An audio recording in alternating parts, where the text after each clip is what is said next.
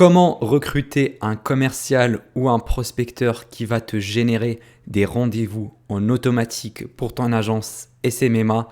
Eh bien, c'est ce qu'on va voir dans cette vidéo. Bonjour, c'est Elias et j'espère que tu vas bien. Alors, comme tu le sais, la génération de rendez-vous est la partie la plus importante dans une agence marketing. Donc, le fait de l'automatiser et de la déléguer, c'est quelque chose de très important parce que ça va te permettre d'augmenter ton volume de rendez-vous générés. Et c'est mathématique, plus tu as de rendez-vous, plus tu as de clients closés derrière. Donc, dans cette vidéo, je vais te montrer comment automatiser ta prospection et comment recruter quelqu'un dans ton équipe afin qu'il prospecte à ta place et pour qu'il te génère des rendez-vous qualifiés pour ton agence. Donc, premièrement, la chose la plus importante avant de déléguer sa prospection, il faut avoir une preuve de concept, c'est-à-dire un process de prospection qui te permet de générer des rendez-vous d'une manière prévisible. Par exemple, pour tout 100 prospects contactés, tu vas avoir 4 rendez-vous ou 3 rendez-vous derrière. Ça, c'est hyper important. Peu importe ta méthode de prospection, que ce soit le cold calling, le cold emailing, les looms, le cold messaging, peu importe, il faut avoir une preuve de concept. Pour cette vidéo, je vais prendre l'exemple du cold emailing, c'est-à-dire l'envoi d'emails de prospection personnalisé. Donc, écrire manuellement chaque email et l'envoyer. Donc, imaginons que j'ai une preuve de concept, c'est-à-dire une méthode qui me permet de générer un rendez-vous pour chaque 30 emails envoyés. Donc, pour chaque 30 prospects que je contacte, en général, j'ai en moyenne un rendez-vous généré. Eh bien, une fois que j'aurai cette méthode-là qui marche, qui fonctionne pour mon agence, ce que je vais faire dans un premier temps, c'est créer un process. Donc, je vais prendre un fichier PDF et je vais noter toutes les étapes qui me permettent d'écrire ces emails-là et les envoyer. Peut-être mieux que ça va être filmer mon écran. Donc avec Loom, je filme mon écran et je prospecte en live pour montrer vraiment toutes les méthodes. Comme ça, je vais créer une sorte de formation vidéo. La deuxième étape, ça sera de recruter un freelance afin que je lui donne mes process pour qu'il prospecte à ma place. Donc, imaginons, j'ai cette méthode-là qui me permet de générer 5, allez, on va dire 10 rendez-vous par jour. Si je recrute quelqu'un, eh ben, je vais gagner 20 rendez-vous par jour parce que lui, il va générer 10 rendez-vous et moi, je vais gagner 10 rendez-vous en plus. Donc, ça va permettre de démultiplier l'efficacité de ma prospection et augmenter le volume. Je peux recruter 2 commerciaux, 3 commerciaux, 10 commerciaux. Tu peux faire ce que tu veux. Il faut juste augmenter ton volume. Donc, je vais aller sur les groupes Facebook, sur les groupes LinkedIn et même sur Upwork et je vais poster mon offre d'emploi.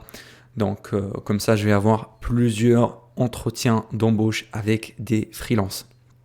Ensuite, quand tu auras trouvé le freelance qui te convient au niveau de sa personnalité, tu vas lui donner tout ton process de prospection ainsi que ta formation que tu as filmée. Et pourquoi je t'avais dit que c'est important d'avoir une preuve de concept? Eh bien, quand ton prospecteur va commencer à envoyer des emails, eh bien, tu vas avoir des métriques. Tu vas connaître tes chiffres que pour chaque 30 emails envoyés, il faut avoir un rendez-vous. Donc, tu pourras le coacher, tu pourras le former pour qu'il ait les mêmes compétences que toi-même. Alors que si tu n'avais pas une méthode de prospection qui fonctionne, eh ben, avoir un commercial, ça sert à rien parce que lui-même, il va pas savoir ce qu'il va faire. Donc, c'est important d'avoir une preuve de concept. Comme ça, tu vas faire le suivi avec lui. Tu vas connaître les métriques. Par exemple, avoir un taux d'ouverture de X%, un taux de clic de X%, un taux de réponse de X%, un taux de transformation en RDV de X%. Il faut vraiment connaître tes métriques Comme ça, ton commercial va baser ses performances selon les métriques que tu as obtenues toi-même. Bien sûr, dans un premier temps, ton commercial ne va pas être aussi performant que toi. Imaginons, tu arrives à générer 10 rendez-vous par jour. Eh bien, lui, dans un premier temps, il peut générer 5 voire 7 rendez-vous. Mais ce n'est pas très grave parce que la différence va s'amoindrir avec le temps. Quand tu vas le former et quand il va s'améliorer, quand il va passer à l'action, prospecter tous les jours, eh bien, il va améliorer ses méthodes jusqu'à un certain point, atteindre ton niveau et pouvoir générer les 10 rendez-vous par jour. Donc, c'est vraiment ça le process qu'il faut suivre pour former ton commercial. Maintenant, comment payer son commercial? Est-ce qu'il faut le payer à la performance ou bien au fixe?